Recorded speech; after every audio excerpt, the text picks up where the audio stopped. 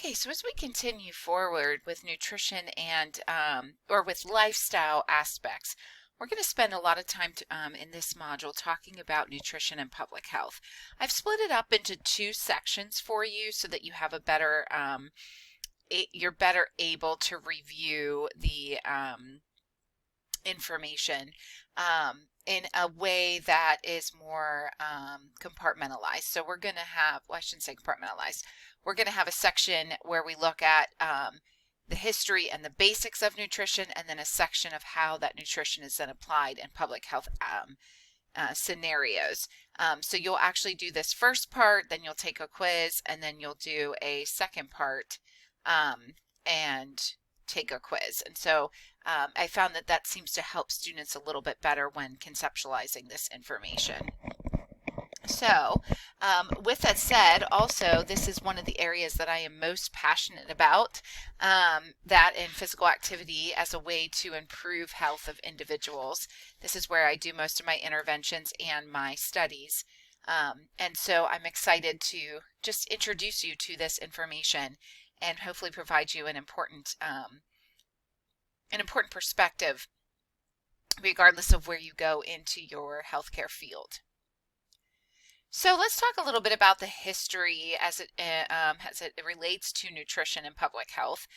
First of all, one of the things that we have to remember is that food choices of individuals is really dependent on three factors. First, the history of food production in their culture or in their country has a huge implication on what types of foods they have available for them to choose from, as well as food availability in general. So what's their climate like? What do they have available to them in order for them to better able to access types of food? So food availability is really talking about access, and then of course cultural preferences. What do they desire as a culture to consume? What is sort of part of their everyday life? We know we have many cuisines, right? We have German food, Polish food, Italian food, Mediterranean food. So we have, oops, give me just one second. Sorry about that. I had a little bit of technical difficulties with that. But anyway, what we can see here is that there are cultural preferences, as I said before, in terms of sort of the cuisine that is typically offered. And some of that is related to the location of the culture, and some of it's related to sort of the style of food, right? Because we have Mexican food, Thai food, Indian food. So the idea is cultural preferences and food production determine the availability or accessibility of various foods in a culture, which ultimately determines the choices that individuals have available to them to consume. So I wanted to really highlight here that the definition of diet is really important. Every single one of us in the world is on a particular diet. In the American culture, we have made that to be a connotation of somewhat of a negative connotation, that you're trying to lose weight or do something extreme to your food choices. But really, the definition of diet is the kinds of foods that a person, animal, or community habitually eats. Or another way it's looked at is the kind or amount of food prescribed for a person or animal for a special reason. So really, the key definition of diet is complex and individual pattern of how we receive nutrients. Every person is on a particular diet. Individuals may change their diet in order to help them meet a specific goal or need, or may have to eat a gluten-free diet because of a specific disease state. But the point of diet is that it's a complex and individualized pattern of how we go about receiving nutrients that we need for our life. Diets have been shown to determine well-being in us, physical and social bodies, as well as continues to affect our individual and collective health. And why is that the case? Nutrition is so unique. Diets are so unique because diets not only represent sometimes who we are as individuals with the cultural idea, but it also represents an opportunity, since we all need to consume food, as an opportunity to socialize and engage as individuals, families, friends, societies. In fact, food kind of is the center place of most get-togethers. You'll notice that most people gather in the kitchen. We're always getting together to enjoy some food or bring some sort of snack because food is a necessity for life and it has an enjoyable factor. In fact, it signals the reward pathway in our brain to give us a sense of pleasure and euphoria when we eat, to remind us to do it, to keep doing it, right? We have other signals in our body that tell us about hunger and fullness, and we need to learn to better handle that, particularly in the American society. But the idea is it gives us a sense of well-being and pleasure. It's a part of us that we need physically, but it's also an important aspect of our social entities. So our goal then is to help the public navigate that in order to have better individual and collective health. It wasn't until the identification of scurvy that individuals really began to realize nutrition is an important aspect of health. Citrus fruits that were considered the cure for scurvy, and the founding medical belief at the time before this occurred was that disease was caused by the presence of something harmful. If you remember all those disease causation models, we were talking that it's something harmful, something that's happening to us, not the absence of something beneficial. But when we began to study scurvy and really realize that food could be a cure, citrus fruits, we began to realize that disease is also caused by the absence of something beneficial. In 1617, John Woodall published the Sturgeon's Mate, and this is where he made the case for the use of lemons and limes to cure scurvy. Unfortunately, it had little impact, though, because sailors were actually considered expendable at the time. They were considered the lowest class, not really valued members of society. And it wasn't until 1744 when the British began to become an empire in the world, with their navy being their strongest military asset. At that point, soldiers now had significant value, and particularly sailors, had significant value in society. The British Commodore had returned from a voyage with 1,400 of his 2,000 sailors.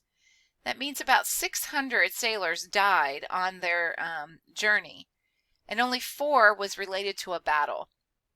The British Navy then began to realize we need to address this issue of this disease. A few years later, in 1747, James Lind conducted the very first controlled clinical trial in history, and he wrote a treatise on scurvy, which basically indicated that the use of citrus fruits on board during any voyage will help to significantly reduce, if not eliminate, scurvy from the individuals because it's providing them this vital component of vitamin C. It wouldn't be until 1930, though, that vitamin C was officially classified as ascorbic acid or anti-scurvy, became known as the actual entity. It wasn't until then. But they would have citrus fruits on board of ships to ensure proper nutrition of their sailors throughout. Basically, what they did is they sent one ship with the citrus fruits, one ship without, and when they both returned, the ship with the citrus fruits, all the soldiers returned. The ship without, several had passed away. So a simple first controlled clinical trial that we had seen in history. The second one was the identification of rickets, which is caused by vitamin D deficiency. The cure is sufficient exposure to sunlight. And part of this was through the study of ancient Egyptians. When we looked at ancient Egyptians, we looked at Persian skulls and Egyptian skulls. We noticed that Persians were thin and Egyptians were thick. Persians often wore turbans and did not have any exposure to the sun, where the Egyptians exposed their heads to the sun. In the Industrial Revolution, when we had individuals moving from outdoor agricultural work to more indoor industrial factory type of work, we saw a significant rise in rickets. And that began to, through these two observations, which is a perfect example of descriptive epidemiology, we began to deduce that possibly sunlight may be an important component of our health. In 1822 to 1882, we had a few Polish and British scientists that noticed, again, further geographical differences in sunlight exposure and distribution of rickets. In other words, they found ricket rates were low in areas with lots of sun and higher in areas with significant sun or less sun. So we began to realize sunlight exposure was important, but it wasn't until, again, the early 1900s when we began to identify vitamins that we realized that part of the reason why sunlight is so important is because sunlight activates vitamin D in our body, which helps to contribute to stronger bones. So if you're not familiar with rickets, rickets is a disease that causes sort of like what we would call soft bones. It causes sort of a bowing of the legs, breaking of bones. Individuals have difficulty walking and become disabled, and eventually they could potentially pass away. So at the University of Wisconsin, Edward Melby patented a process of food irradiation using ultraviolet light, where he actually supplemented the lack of vitamin D by putting this sort of vitamin in food through the ultraviolet light.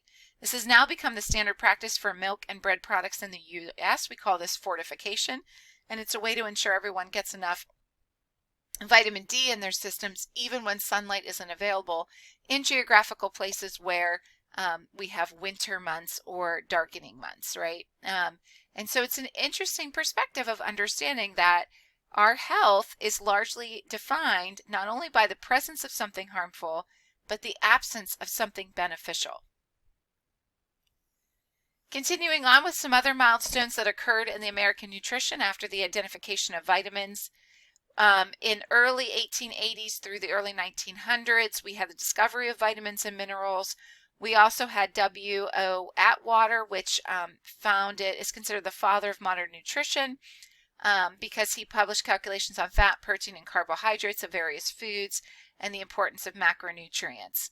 So between 1880 and the early 1900s, we began to understand the importance of macro and micronutrients, and A.W. Atwater became the first director of the U.S. Department of Agriculture's Office of Experimentations.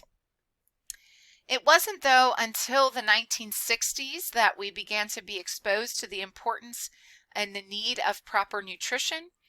But the 60s was an era of civil and social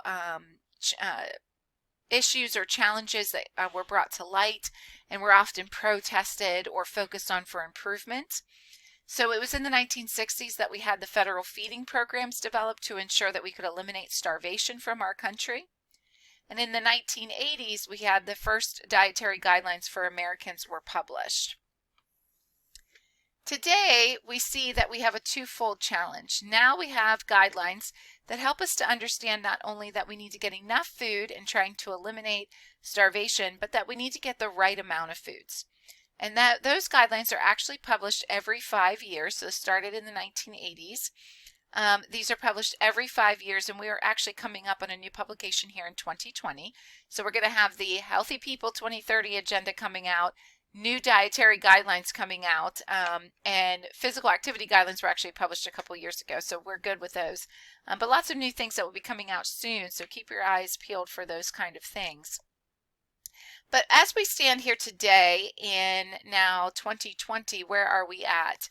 Well, we understand that we need to have proper nutrition, and that includes macronutrients and micronutrients. We understand that the absence of one of those nutrients can cause issues related to disease. However, we're still dealing, and we're not really dealing with starvation as much in our country as we see. In fact, individuals worldwide, the newest statistics from the World Health Organization have indicated that the obesity is actually killing more people across the globe than starvation. So not that there aren't individuals that are incapable of finding food sometimes in our country. Most U.S. citizens have accessibility to food, and starvation is not necessarily a problem.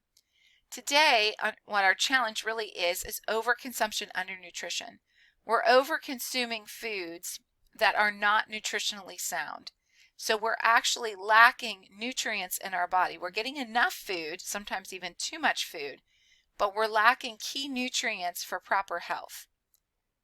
This has led to chronic diseases because we have too many calories or just enough, but very little nutritional value. So even in normal weight individuals, they are consuming foods that don't have nutritional value, leading to further diseases, not just chronic, but also infectious diseases. There are many things that really resulted in the culture of American nutrition today. One of those factors is the addition of processed and easy, convenient foods. The other is a movement to sedentary lifestyle. This busy lifestyle without time to engage in healthy eating and physical activity is largely what's led to chronic disease.